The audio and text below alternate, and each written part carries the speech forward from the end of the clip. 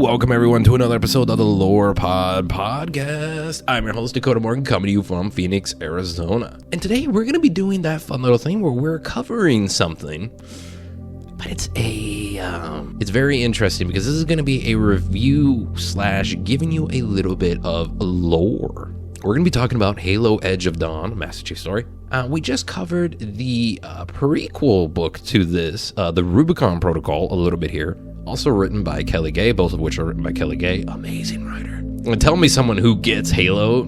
That's someone who gets Halo. God, I'm just freaking out about this. So I just finished the audiobook here this week as of this recording. And with that being said here, I'm not going to try to spoil too much. It may slip out. But I'm still saying, you should, of course, buy the book. Printed books are good, but I did the narration on this one. So if you want to read Halo Edge of Dawn, this is a book's... How to put this? This is a book that takes place right after the events of Halo Infinite, like legitimately right fucking after. And plus you get a little bit of before, a little bit in between, and little like sprinkles here and there sort of thing. So that being said, again, this is written by Kelly Gay, but I actually did the audiobook version, which was narrated by, hopefully I don't mispronounce the name. Steve Downs, Jen Taylor, and Deborah Wilson, and Nicholas Roy. Steve Downs, by the way, is, of course, Chief, and Jen Taylor is, of course, Cortana. And we also had Deborah Wilson with the weapon, I believe. So, and Nicholas Roy as this basic narrator, and it is amazing. They're great. It's basically like just listening to the game. Having the voice actors come in there for the people and then reprising their parts, it legitimately is just the game. I highly recommend the audiobook, but of course, buy a book as well, too.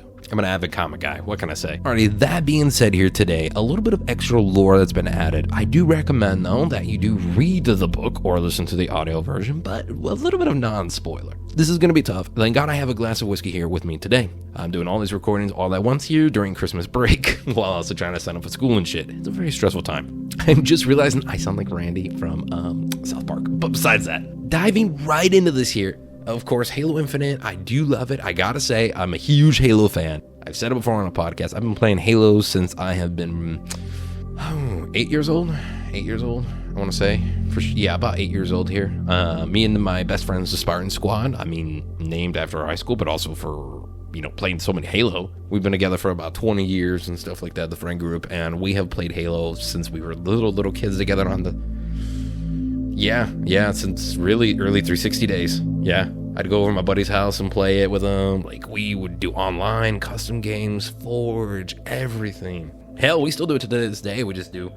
We'd still replay the Halo 3 together and shit. Oh, it's goddamn amazing. And also, we are big fans of Halo Wars, so this is really good. And that being said here, I guess long story short too here, if you haven't played Halo Infinite or don't know anything about what's going on and shit like that as well, recommend you doing that, especially if you are a big Halo fan, but you would have played Halo Infinite by now. Besides the fucking point, let's move on. Halo Edge of Dawn takes us right after the events of Halo Infinite and follows Master Chief and the weapon, and we do actually get her name as well.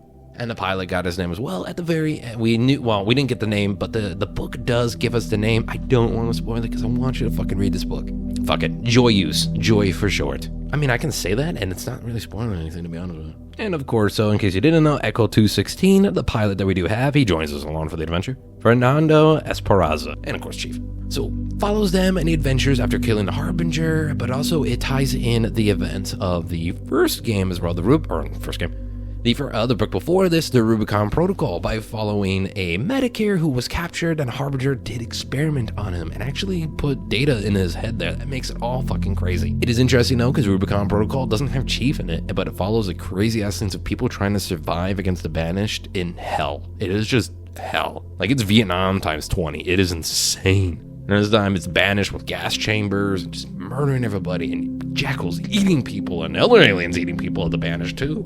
The main villain of the book, though, is of course going to be the Stan Healy, aka the elite that you do face, Jaga Rodamni. That is the guy who was the Spartan killer, the hunter that you do think that you kill, but you do know he gets away, though, in the end of Halo Infinite. He's the one that's in the tower there replaying a message and is an absolute bitch to try to kill. He actually is really great in this game here, and you find out a lot more about his back, in the book. I gotta fucking make the difference clear. He's really great in the book, and you do get a lot more backstory with him as well. You do get a bit more backstory with, what Chief and them are feeling for the events of the game and all that has happened there. And again, it ties into like them talking about taking the FOBs, finding the medic is notes behind there, because you do know what happened to him in the Rubicon Protocol with him being tortured and shit like that after sacrificing himself to let the boat team get away. And the boat team consists of a couple Spartans, a fucking barber, a couple Marines, and other shit like that as well. And they're the coolest. The boat team is the fucking best thing in Halo, to be honest with you. And of course, Chief does meet at least a couple other Spartans as well, and does meet with the boat team. But we're also able to explore more of the ring here after this, and it kind of drowns it out in some aspects here, and I get kind of frustrated because I'm like, I want the new lore, and it does give us the new lore of what are the Endless? What was the Harbinger trying to do? Lucas Browning being the medic here, who is just a normal fucking dude. He spent 6 months being I think it was like 4 months, because it was 6 months of hell warfare. And you were realizing, by the way, you have a low survival rate. You probably have like a 10% chance survival rate on this reign, by the way, with the fucking Banished. Them getting rings, dealing with the death of Estrom as well is also talked about in there too. And Chief tries to get revenge on the Covenant who are having a funeral in a really fucking funny way. But it really does capture, this book does capture the survivors. We find more survivors. Of course, there has to be, groups of survivors there. They have stuff with hard light construct people. Like, there is a lot of new lore with that added in there. Of course, though, we don't get Lasky and Palmer and shit like that too, but we are on the way to figuring that out. We're also figuring out the way too here. The ending is really great and does possibly set up the next game. I really do hope, though, we do get a character model of Lucas Browning, because my God, you just feel bad for this guy in now 2 books. But having Chief now on the ring after reading the Rubicon Protocol is like, yeah, sense of hope. He gets his ass kicked. Like, he is having a tough time. And we do see how the survivors are trying to survive against hordes of the Banished there, who are, again, put them in gas chambers. They're being eaten by the Banished. Like, the Banished are torturing them, for God's sake. They're capturing them, their mental, psychological warfare on them. And they also, and I think I might mention the Rubicon Protocol, they do still talk about and kind of dive that more into, like, there is human factions in the Banished. Yeah, there's humans working with the Banished. It's insane. I'd shoot him. I'd shoot that son of a bitch. If I saw that, oh my God. One of them, who we do find out, by the way, in the Rubicon Protocol, is, one of the Lucas Brown is being processed and whatnot. And they're processing people of like, all right, you guys go over here. We're just gonna like blow you guys up over here and put you in a chamber. You survivors over here, probably gonna eat you later, or like whatever the fuck, or like try to torture you and extract information out of you and then kill you. You guys go over there, but we're gonna make you strip naked right in front of me. And like they make the human guys are processing people for prison or death, really. I mean, it's all death. And they made people like take off all their clothes and then put it back on. And so I'm like, this is just bad. Like, oh my God. And then they're like, Estrom did it for psychological warfare. I'm like, fucking mission accomplished, buddy. So Edge of Dawn does give us a lot of that. It gives us actually really good Master Chief battle scenes as well that are written perfectly well and what you expect. Honestly, this book reminded me of the Contact Harvest book from years ago. I mean, it just captures Halo, it captures the battle, it captures the enemies, it captures the people there, and it shows you what you want. And this felt like a DLC. I need to make that clear. Edge of Dawn feels like a DLC. And I wonder, I gotta dive into the Halo podcast, maybe they have news about this. I wonder if like this was gonna be the DLC, because we do know that they had planned it and they were going to make it and then they just scrapped it for Halo Infinite. I wonder. I gotta have Kelly Gay on the podcast. Kelly, if you're listening, you're top fucking 2 writers of the year for me, and you need to come on the show. But overall, though, I mean, I can dive more into it, but overall, Edge of Dawn gives you the answers that you wanted to have at the end of this. Oh, and by the way, having ODSTs on this, we finally get more ODSTs. Like, there's not that many left, but at least there's a couple. And the fact is, it makes you feel hopeless, and you're like, goddamn, no one's gonna survive this. Maybe it's just gonna be Chief, the Weapon, or Joy, and Esperanza out of there. But when the hope happens, the hope hits pretty hard. And I was driving. I drive and I listen to audiobooks, and I'm driving and I'm like crying at some points, and I'm just smiling because I'm like, fuck yeah, like let's go humans, let's go UNSC, like because it's UNSC, not just like the ODSTs and Marines. It is also like civilians and scientists that were also trapped on the ring too, because Infinity's gone, if you remember correctly.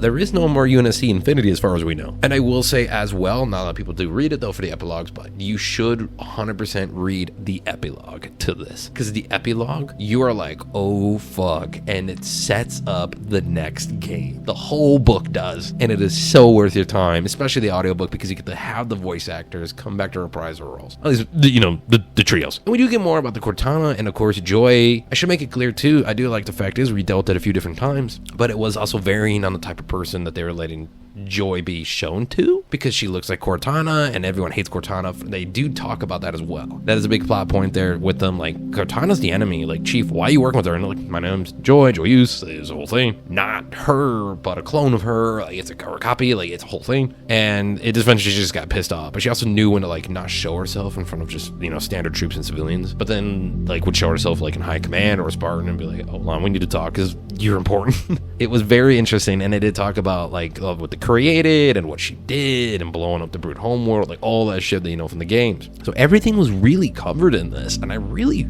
felt it was a true successor to Halo Infinite. And Rubicon Protocol itself, though, was the best prequel.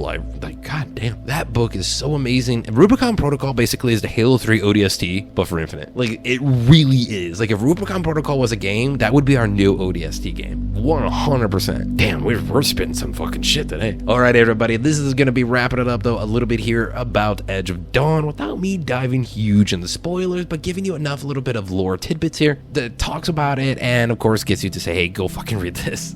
Be sure to subscribe here for new episodes of the Lorepod Podcast every week, so wherever you're listening to the podcast now. And of course, as always, my social media is going to be in the description box down below, like my X, my Instagram, and of course my Twitch, CodaRex97, and Instagram at Dakota_Morgan97, and my X is going to be at DakotaMorgan3. Thanks everybody for tuning in, and as always, stay creative.